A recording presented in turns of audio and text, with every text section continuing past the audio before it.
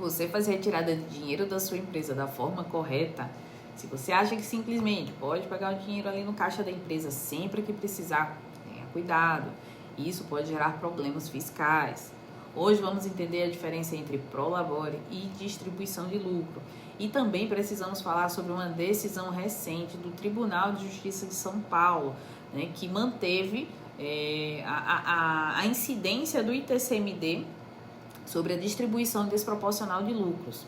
Então já deixa seu like, se inscreve aqui no canal e ativa o sininho para não perder conteúdos como esse.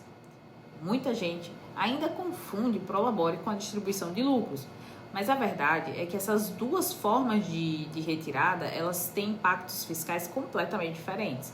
O prolabore, ela é uma remuneração que ela é obrigatória ao sócio que trabalha dentro lá da empresa, sendo que ela, né, tem incidência de INSS e também de imposto de renda, sendo que esse último ele segue a cobrança pela tabela progressiva.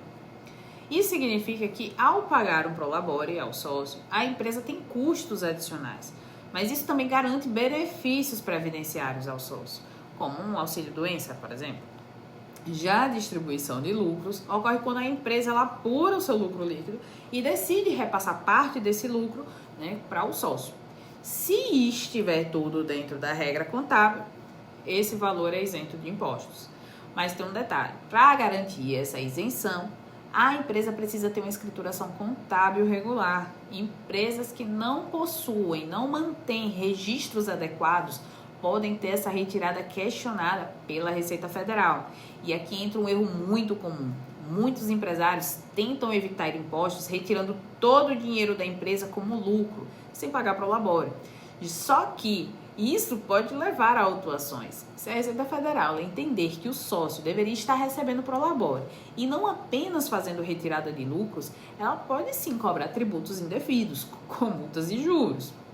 Então, se você tem uma empresa e faz retiradas, precisa entender, né, qual a melhor estratégia para não cair na malha fina e aí também economizar impostos de forma legal. Agora que você já entendeu as diferenças, né, entre prolabore e a retirada por distribuição de lucro, vamos falar aqui sobre como evitar problemas com o fisco, né? Como definir algumas estratégias. A primeira delas é definir um prolabore. Né? Não existe um valor mínimo que possa ser fixado, assim, né? Nada fixado, mas tem que ser coerente com a função do sócio da empresa. Se a Receita Federal ela entende que não há um prolabore, que tudo sai como lucro, pode entender que há uma sonegação de INSS e cobrar sobre esses valores. Segundo, possuir uma contabilidade regular. A distribuição de lucros ela só é isenta de impostos se houver a escrituração contábil bem feita. Se a empresa não mantém esses registros, a Receita pode entender que não há base para a distribuição desses lucros e requalificar todas essas retiradas como um prolabore e, por fim, cobrar os tributos que são devidos. Terceiro, cuidado com a distribuição desproporcional de lucros. Se os sócios possuem participações iguais definidas lá no contrato social, mas um recebe muito mais do que o outro, né, sem uma justificativa clara, isso sim pode gerar problemas. E é exatamente isso que uma nova decisão do TJ trouxe à tona. E aí é que vamos para a parte mais importante do vídeo, que é justamente falar sobre essa decisão, né, que manteve a tributação, né, de TCMD sobre a distribuição desproporcional de lucros. Mas o que foi que aconteceu? Uma empresa distribuiu uma parte de seus lucros para um do lado dos sócios, né, enquanto acredito que os outros ou receberam menos ou não receberam, né, uma parte dessa distribuição. Daí o Estado analisou a operação e autuou a empresa, que levou o caso para a Justiça. Acontece que o TJ analisou o caso e entendeu que a operação não era simplesmente uma distribuição de lucros, mas sim uma doação disfarçada, pois não havia uma justificativa negocial que explicasse essa distribuição.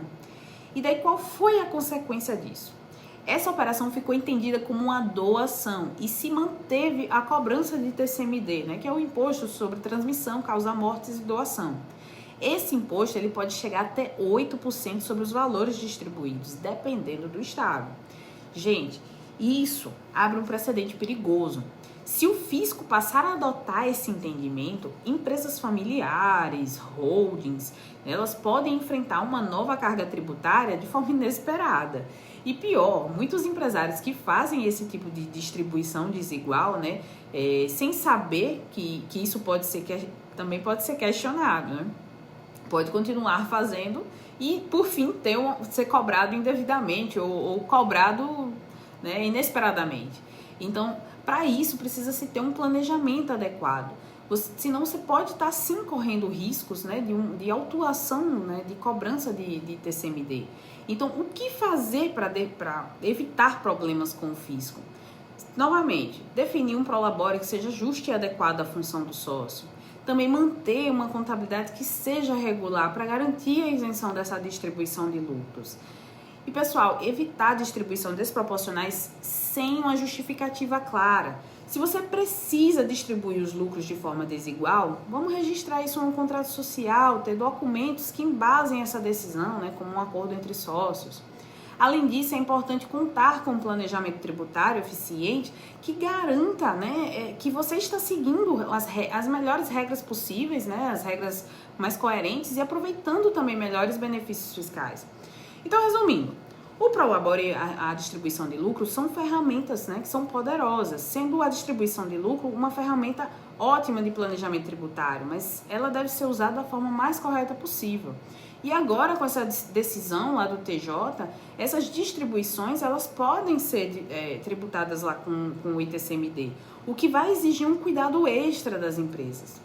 Então, me conta aqui nos comentários, como é que hoje você faz essas retiradas lá na sua empresa? Você já usa alguma estratégia para equilibrar, né, o prolabore e a distribuição de lucro? Se esse conteúdo te ajudou, compartilhe com outros empresários que precisam entender esses riscos e evitar prejuízos fiscais. E não se esquece de deixar o like, se inscrever aqui no canal e ativar o sininho para continuar recebendo conteúdos sobre gestão financeira e tributária. Até o próximo vídeo!